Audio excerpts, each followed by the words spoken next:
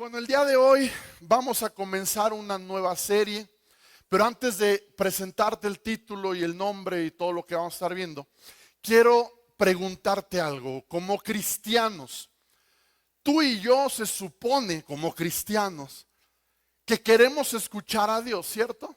¿Alguien acá quiere escuchar la voz de Dios? Queremos conocer su voluntad, ¿verdad? Decimos, quiero oírte. Hay una canción muy viejita que decía, quiero escuchar tu dulce voz, ¿verdad? Porque se supone, es un anhelo que hay en nuestros corazones, escuchar a Dios.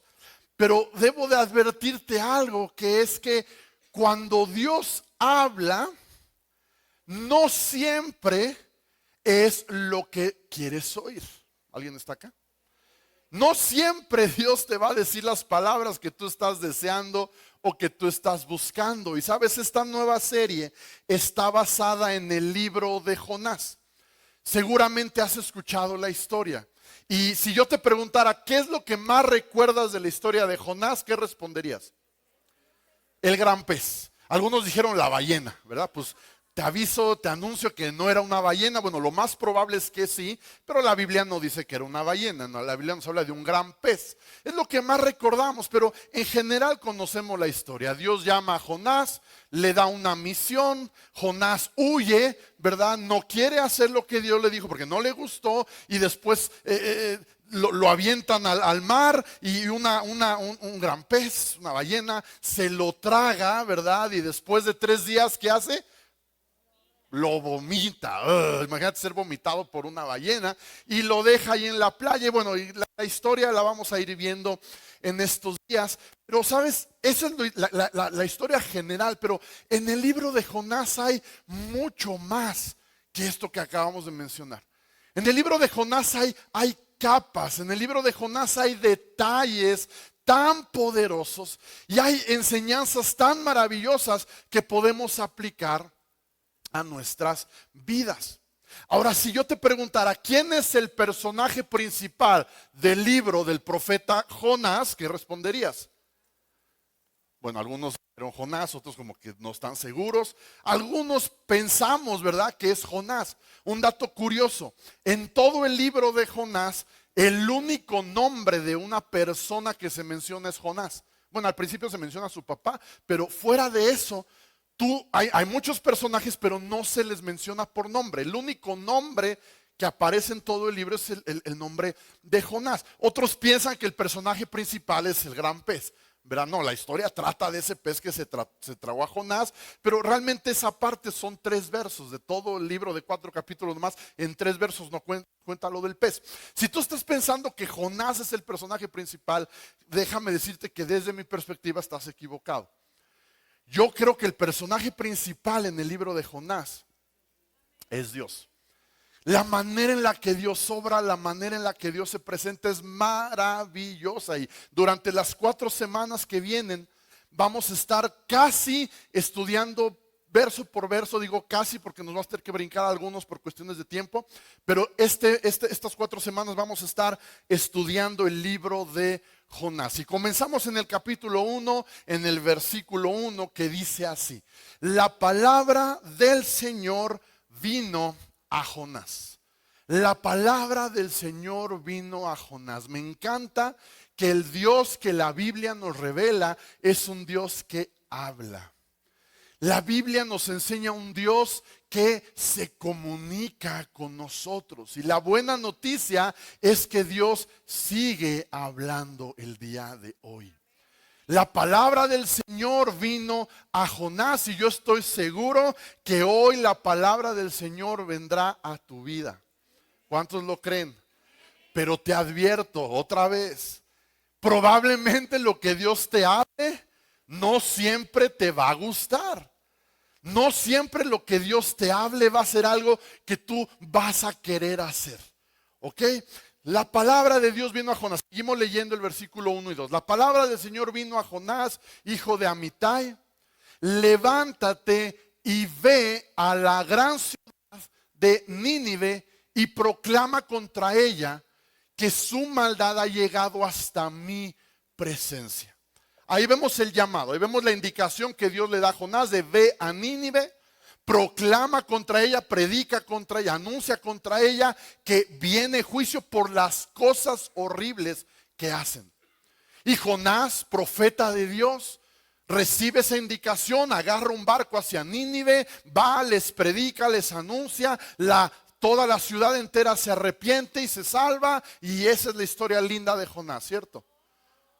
Por supuesto que no. Jonás, ¿qué hizo? Lo que muchos de nosotros hacemos cuando Dios nos habla y nos pide que hagamos algo. En el versículo 3 dice, pero Jonás huyó del Señor. Qué valiente tienes que ser para huir del Señor, pero lo hacemos todo el tiempo. Jonás huyó del Señor y se dirigió a Tarsis. Bajó a Jope, donde encontró un barco que zarpaba rumbo a Tarsis. Pagó su pasaje y se embarcó con los que iban a esa ciudad, dice, huyendo así del Señor. ¿Qué hizo Jonás? Jonás huyó de Dios. Pero Jonás huyó muy lejos. Di conmigo, muy lejos. No, dilo con más convicción, muy lejos. Alarga la U un poquito, muy lejos. Jonás huyó lo más lejos que pudo. De hecho, Dios le dijo, ve a Nínive. Y en este mapa podemos ver que dice la Biblia que él bajó a Jope, que es la ciudad de donde era como que si él vivía en Querétaro, pues vino a Ciudad de México para agarrar el vuelo, ¿no? Mucha gente hace eso. Entonces dice que bajó a Jope, que era el puerto de donde él podía viajar. Y pues Jope de Nínive estaba a unos 880 kilómetros de distancia. Más o menos lo que hay de aquí a Monterrey, para que te des una idea. Entonces no está muy cerca, pero tampoco está imposible. A Monterrey en carro son unas 9, 10 horas. Ellos no tenían carro, pues échale, no sé, un día algo, 2 días quizá parando. Pero no era tan lejos, ¿ok? Dice la Biblia que Jonás, en vez de tomar su viaje a Nínive, se fue a la dirección contraria a Tarsis. ¿Cachas? A veces leemos la Biblia y no entendemos lo que está pasando. Pero ir a Nínive era como ir a Monterrey. Ir a Tarsis no solo era en dirección contraria, sino era como ir a Nueva York. Si tú ves un mapa de Ciudad de México, Nueva York es el límite de Estados Unidos hacia el este. Entonces, Jonás no solo fue opuesto a lo que Dios le dijo, sino lo más lejos que él podía ir. Ahora, el texto bíblico nos dice que Jonás encontró un barco que zarpaba rumbo a Tarsis, ¿cierto? Dice que él bajó a Jope y encontró un barco que partía rumbo al lugar totalmente equivocado. Y déjame decirte esto, y esto es muy importante. Y es que si tú quieres huir de Dios, el diablo siempre te va a ofrecer llevarte. Si tú te propones en tu corazón alejarte de Dios, el diablo siempre te va a facilitar las cosas. No van a faltar compañeros o amigos, no va a faltar un barco que vaya hacia allá. No, los Ubers van a llegar rápido, los Didis, ninguno te va a cancelar. ¿Verdad? ¿Quieres venir a la iglesia domingo en la mañana y no hay Didi que dé servicio? ¿Ah? Pero ¿qué tal el viernes para irte al pachangón? Baratos están todos los Didis, ¿no? Porque cuando tú te quieres alejar de Dios, el diablo siempre te va a ofrecer llevarte. Siempre vas a encontrar un barco que vaya en el rumbo opuesto. Ahora, ¿por qué Jonás huyó? ¿Por qué Jonás no obedeció a Dios? Yo creo que la razón es que Jonás odiaba a la gente de Nínive. Y para llegar a esa conclusión tienes que ver un poquito el contexto de que Jonás era hebreo, Jonás era un israelita. Y Nínive era la capital del imperio asirio. Entonces los asirios y los israelitas no se llevaban, se odiaban. Es como los de Chivas y los del América, ¿verdad? Es como, no sé, los de Messi contra los de Ronaldo. No sé, había una ahí oposición. Y en el caso de esto pues, es sin sentido, pero ellos tenían una buena razón para no querer a los asirios. Y es que los asirios eran un imperio conquistador como Roma, como Babilonia, pero eran sumamente bárbaros. Y cuando digo bárbaros no es de ay qué bárbaros, sino que realmente hacían actos barbáricos. Y nada más para que te des una idea, ellos cuando conquistaban una ciudad, pues hacían lo que viene en el libro, ¿no? Lo que todos los imperios hacían, que era abusar de las mujeres, asesinaban a los niños. Pero nada más para que te des una idea de lo que hacían ellos. Con los sobrevivientes que quedaban de esa batalla, de esa conquista, ellos los desollaban vivos. ¿Entiendes lo que es desollar? Es despellejar, arrancar la piel y dejar la carne viva. Los desollaban por completo y luego los enterraban en la arena. Muchos de ellos todavía estaban vivos. Imagínate el ardor de la piel, de la carne expuesta, enterrado en arena. ¿Alguien ha estado en la playa en un día caluroso, sin chanclas? Que dice, voy aquí por un mojito, ¿verdad? Me voy sin chanclas. Y eso que tienes tu piel callosa de los pies, ¿verdad? Imagínate desollados, enterrados en arena. Y no solo eso, ya una vez que los enterraban hasta aquí, o sea, los enterraban parados verticalmente y les dejaban nada más la cabeza salida. Y luego estos bárbaros les sacaban la lengua y la clavaban con una estaca. Y ahí los dejaban morir, si es que todavía estaban vivos. De ese nivel eran las cosas que los asirios hacían. Entonces los hebreos, los israelitas, pues eran un poco más civilizados. Dios les había dado leyes, les había dado normas de cómo conducirse, de cómo respetar al prójimo. Entonces para ellos era una locura lo que los asirios hacían. Entonces Jonás desobedeció no por temor, no por miedo, que está muy lejos, que no conozco, sino que Jonás conocía el corazón de Dios. Y Jonás sabía que el plan de Dios detrás de anunciarles la destrucción era que ellos se arrepintieran. Y Jonás no quería que Dios perdonara a los asirios, así como el pariente no quisiera que los de la América ganaran, ¿verdad? Así como, me explico, él no quería que se salieran con la suya. Entonces Jonás huyó. Jonás desobedeció a Dios porque racionalizó su desobediencia. Quiero que pienses eso. Racionalizó su desobediencia. ¿Qué pensó Jonás? Es como, no, los asirios son unos bárbaros. Esa gente no merece el perdón de Dios. Así es que tengo razones para no ir. ¿Alguien está acá? Él justificó su desobediencia. ¿Qué es racionalizar la desobediencia? ¿Qué es racionalizar el pecado? Es cuando nuestra mente inventa excusas a lo que nuestro espíritu sabe que está mal. Mastícalo un segundo. Racionalizar el pecado es cuando tu mente se inventa excusas a lo que tu espíritu sabe que está mal. Escúchame, quizás Dios te ha llamado a hacer algo. Quizás Dios te ha llamado a servir. Quizás Dios te ha llamado a dar. Quizás Dios te ha llamado a testificar de tu fe con otras personas. Quizás Dios te ha llamado a perdonar. Pero las excusas en nuestra mente llegan y es, no estoy listo. No, es que no es el momento. Es que no lo siento. O sí, pero lo haré luego. Eso es racionalizar el pecado. Encontrarle excusas a lo que sabes que está mal y justificarte así como lo hizo Jonás. Ahora, esta justificación de lo haré luego, esa frase de lo haré luego, ¿sabes? Mi padre tenía una frase que no aparece en la Biblia, pero es 100% bíblica. Él decía esto: obediencia tardía es desobediencia. Obediencia tardía no es obediencia, mi amigo, es desobediencia. Este es un principio de la crianza para aquellos que tenemos hijos. ¿Cuántos de nosotros hemos caído en el error de te voy a contar hasta 13? Si no lo haces a la de, mira, 1, 2, ¿qué sigue?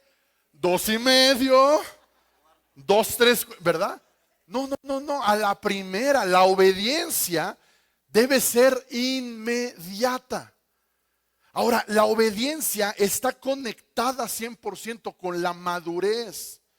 Y hablando de madurez espiritual, si yo te pregunto, ¿qué es madurez espiritual? Algunos podrán decir, bueno, conocer la Biblia, tener conocimiento de la Biblia, y eso es importante para la madurez espiritual. Pero más importante que conocer la Biblia es qué haces con ese conocimiento de la Biblia. Es decir, tu obediencia. ¿Cómo mido mi madurez espiritual? Es muy sencillo. Pregúntate cuánto tardas entre el mandato de Dios y tu obediencia. ¿Cuánto tiempo pasa en que Dios te manda hacer algo y que lo haces? Porque si tú estás tardando y estás pensando en ese proceso, puede que termines racionalizando tu desobediencia.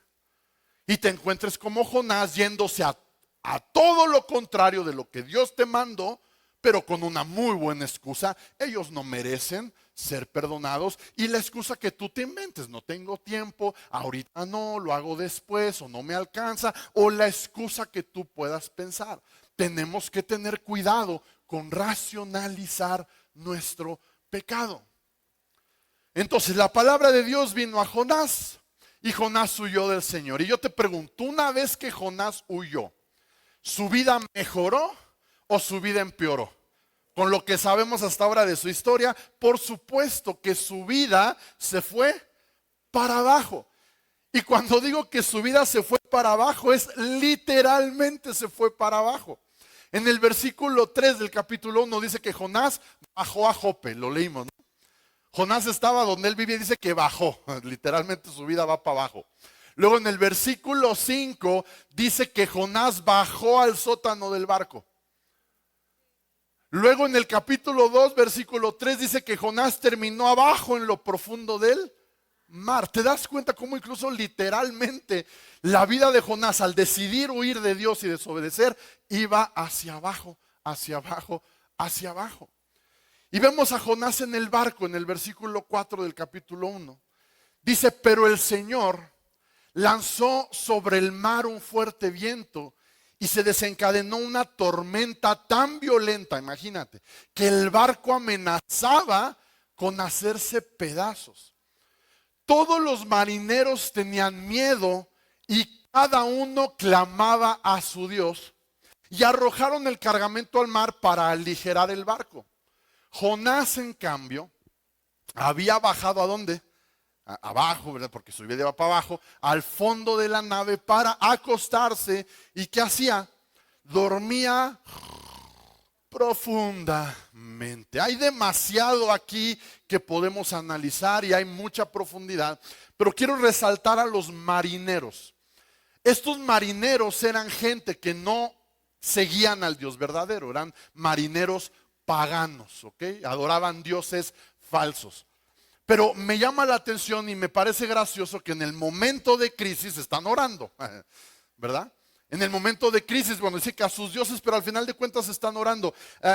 Es gracioso cuando te encuentras personas que dicen no creer en Dios, pero cuando algo malo sucede, entonces sí buscan a Dios y quieren que ores por ellos. Y estaba recordando un amigo pastor que nos platicaba que hace tiempo en un viaje, no recuerdo en dónde, pero en Europa, no recuerdo de qué país a qué país, él contaba que le tocó sentarse junto a otra persona más o menos de su edad, y en esas conversaciones de, hola, ¿cómo estás?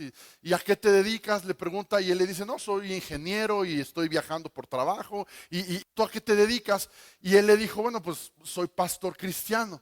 Dice que la conversación como que cambió luego la actitud de este muchacho. Fue de, ok, dice, mira, yo con mucho respeto soy ateo, no me vayas a predicar, si quieres podemos platicar cosas, pero como que no, yo no quiero saber nada de eso.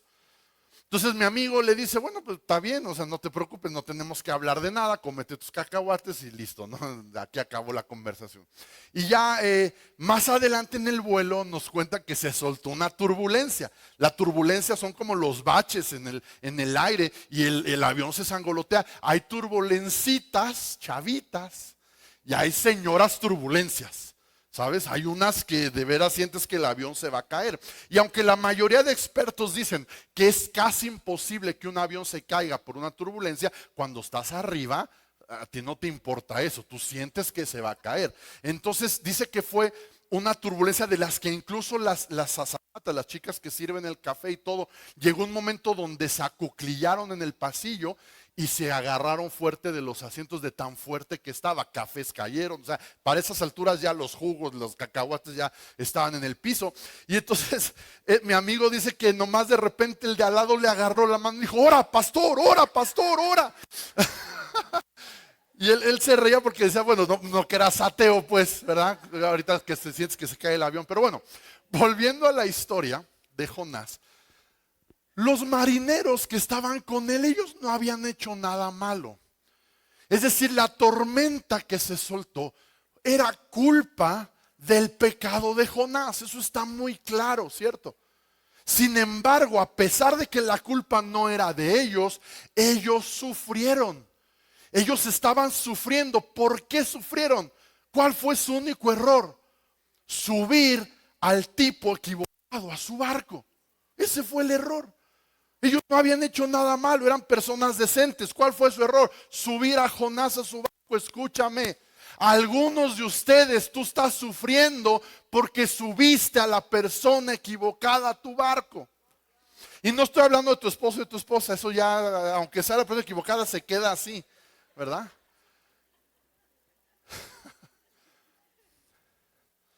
Escúchenme, algunas de ustedes están saliendo con Jonás. Andas de novia con Jonás, con alguien que está huyendo de Dios, con alguien que no ama a Dios. ¿Y sabes cuál es la solución? Tienes que arrojarlo de tu barco, porque estás sufriendo, porque estás saliendo con Jonás. ¿Alguien está acá? ¿Sabes? Algunos de ustedes a lo mejor no estás saliendo con Jonás, pero sigues a Jonás en tus redes. Y ahí estás escuchando a Jonás, viendo a Jonás, influenciándote por Jonás, juntándote con Jonás, escuchando a Jonás, a un tipo que huye de Dios. Y a la larga, mi amigo, vas a terminar sufriendo por subir al tipo equivocado a tu barco, por andar con alguien que te aleja de Dios al momento de él estarse alejando de Dios. Y están estos marineros en medio de una tormenta que ellos no provocaron. ¿Y sabes qué es lo que me parece más loco de todo esto? Es que la Biblia dice que el barco está a punto de romperse, lo leímos. Estaba amenazando con hacerse pedazos. Y Jonás, ¿qué estaba haciendo? Dormía profundamente. La vida de Jonás va para abajo y él ni siquiera se da cuenta. Y es que, iglesia, es un lugar muy peligroso cuando llegas a sentirte cómodo desobedeciendo a Dios. Ten mucho cuidado cuando puedas dormir con calma, cuando estás haciendo cosas que no debes hacer. Ten mucho cuidado cuando ya racionalizaste tu pecado al grado de que puedes dormir y puedes vivir en paz, tomando decisiones que van en contra de lo que Dios te ha llamado. Quizás sea el caso de algunos aquí esta mañana, algunos viéndome en la transmisión, que ya te sientas cómodo desobedeciendo a Dios. Y déjame decirte que si ese es tu caso, si tú eres alguien que conoce a Dios, y que Dios te ha llamado a algo y tú estás huyendo de él y te estás deslizando hacia abajo como Jonás, te tengo buenas noticias que no vas a sentir como buenas noticias. Pero son buenas noticias.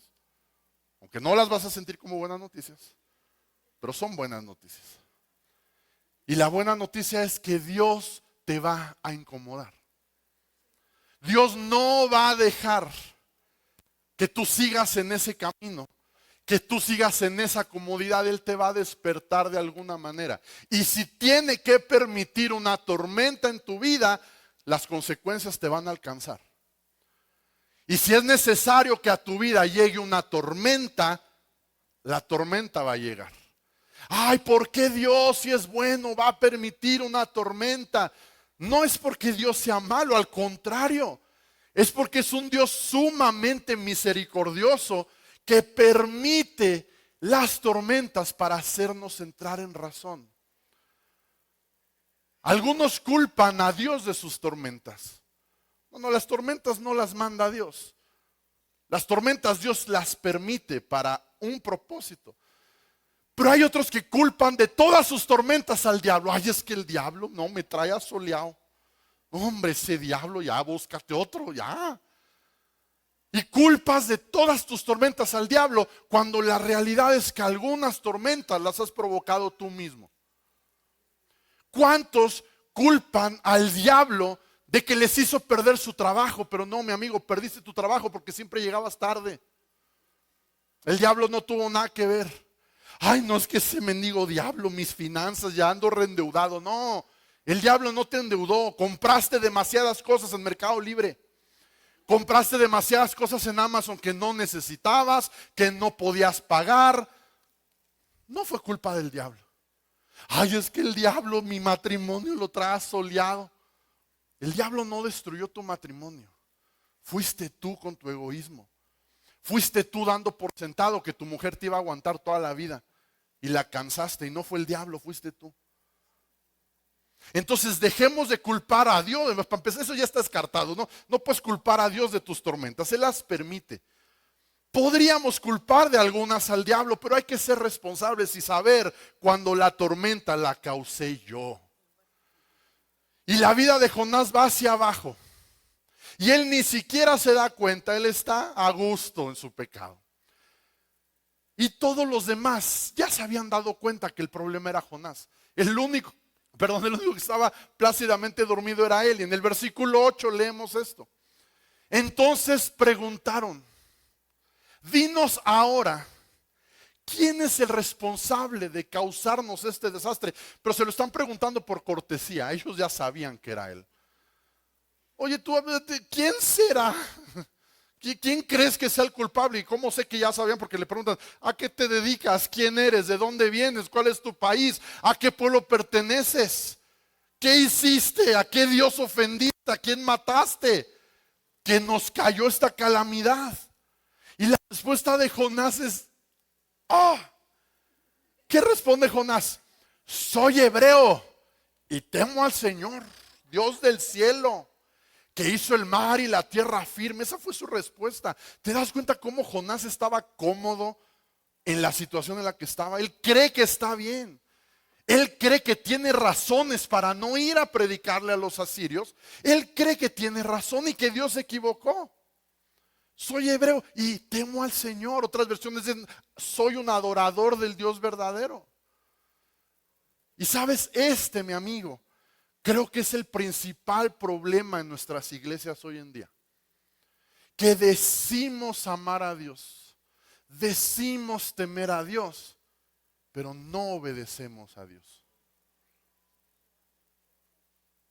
No lo obedecemos. Decimos: Señor, Dios, te amo, te sigo, te sirvo. Pero en las decisiones de cada día justificamos nuestra desobediencia. Y aquí es donde quiero plantearte la pregunta central de este mensaje.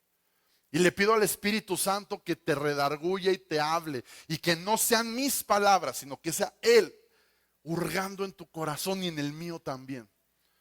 Pregúntate: ¿en qué áreas de tu vida estás racionalizando el pecado y huyendo de Dios?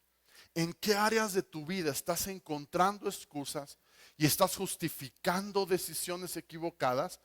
Y no solo eso, sino que esas decisiones te están llevando a huir y a alejarte de Dios. ¿En qué áreas de tu vida estás ya cómodo o cómoda desobedeciendo abiertamente lo que Dios te ha pedido que hagas?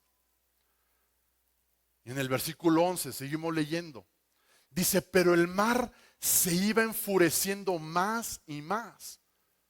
Así que le preguntaron: bueno, tú eres el del problema, ¿qué haremos contigo para que el mar se calme? ¿Qué hacemos? Dinos algo. ¿Cómo resolvemos este problema? Y en el versículo 12 Jonás les dice algo terrible: tómenme y láncenme al mar. Verán que el mar se calmará. Les respondió: yo sé bien que por mi culpa se ha desatado sobre ustedes esta terrible tormenta. Ahí el 20 le cae a Jonás. Y entonces, ¿qué les dice? Láncenme al mar. Esto es triste, iglesia. Lo leemos rápido y lo leemos fácil. Pero reflexiónalo de esta manera. Dios escogió a Jonás. Dios lo llamó. Dios le dio una misión. Jonás huyó. Y ya vimos que su vida no mejoró. Su vida se fue ¿hacia dónde? Hacia abajo. Y ese puede ser el caso de algunos aquí, que también Dios te escogió, también Dios te llamó y también Dios te ha dado una misión y probablemente también estás huyendo de Dios y quizás estás en una tormenta. Y Jonás reconoce su culpa y les dice, ¿saben qué? Láncenme al mar. Y esto es triste porque vemos a Jonás, el profeta de Dios, el hombre que Dios escogió, está tan lejos ya de Dios que no le importa si vive o muere. Jonás está tan separado de su propósito y de su llamado que ya no le ve sentido. Él dice, ya láncenme. Y ¿entiendes lo que significaba láncenme al mar? Era la muerte para Jonás. Él no estaba pensando, pues láncenme y ahorita nado y llego a Miami. No. Él está diciendo, láncenme, se les va a acabar el problema y mi vida va a terminar. Y esto es realmente lamentable. Quizás tú estás en un lugar donde nunca quisiste estar, consecuencia de tus decisiones de alejarte de Dios. Quizás estás deprimido, quizás estás sin esperanza, no ves salida y a lo mejor no sabes siquiera si vale la pena seguir, si vale la pena seguir viviendo. Pero ¿sabes algo? Afortunadamente, el personaje principal de este libro no es Jonás, no es el pez. Afortunadamente este libro se trata de un Dios poderoso, de un Dios amoroso y lleno de gracia. Y sabes, estos marineros eran buenas personas, ellos no querían tirar a Jonás, la idea no fue de ellos, pero no tuvieron opción. Era eso, que murieran todos. Entonces, ¿qué hicieron? Lo lanzaron al mar. Y en el versículo 15 dice, así que tomaron a Jonás y lo lanzaron al agua y la furia del mar se aplacó. Y dice, al ver esto, se apoderó de ellos un profundo temor al Señor y le ofrecieron un sacrificio e hicieron promesas. Eran marineros paganos que unos segundos atrás estaban orándole a sus dioses paganos. Pero cuando ellos ven que lanzando a Jonás el mar y la tormenta se aplacó, ellos se dieron cuenta, este Dios es más grande que todos nuestros dioses juntos. Este Dios, un Dios que puede manejar el mar de esta manera, un Dios que puede estar en control de la situación de esta manera, es un Dios que necesitamos conocer. Es un Dios que necesitamos adorar. Es un Dios que necesitamos seguir. Porque cualquier Dios que es así de poderoso, amigo, tenemos que conocerlo. Y yo estoy aquí para contarte de ese Dios verdadero del que trata el libro de Jonás. De un Dios que es nuestro refugio en tiempo de dificultad. Un lugar al cual puedes ir y protegerte y resguardarte de cualquier situación. Él es un ayudador que siempre está presente en tiempo de necesidad. Él es una torre fuerte, dice la Biblia, a la que puedes correr y estar seguro. Él es un Dios que da fuerza al que está cansado. Es un Dios que multiplica las fuerzas, dice la Biblia, del que no tiene ninguna. Es un Dios que te libera de todos tus miedos. Es un Dios compasivo que sana a los de corazón roto, que venda las heridas. Y también es un Dios generoso que suple todas las necesidades conforme a sus riquezas, no conforme a nuestro sueldo.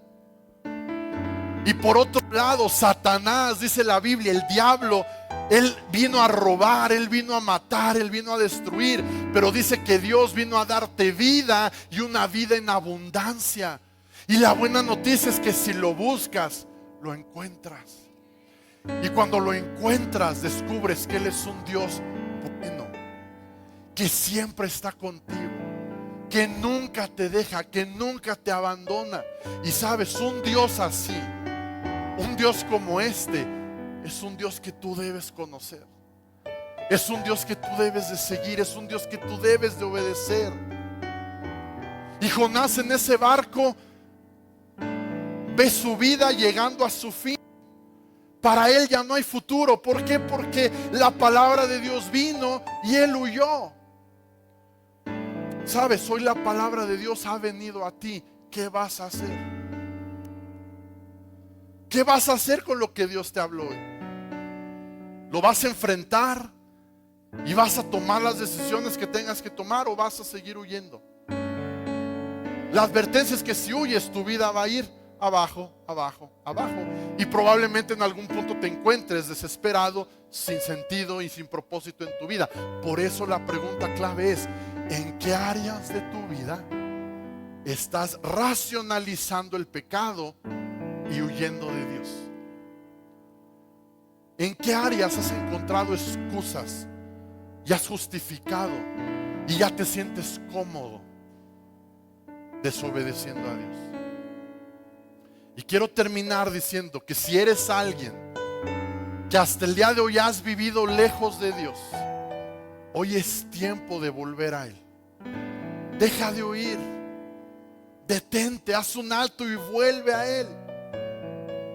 Hoy Dios le está diciendo a alguien: hey, es tiempo de detenerte, es tiempo de dejar de correr, es tiempo de dejar de huir. Porque un Dios así de bueno, amigo, es un Dios que tú necesitas conocer.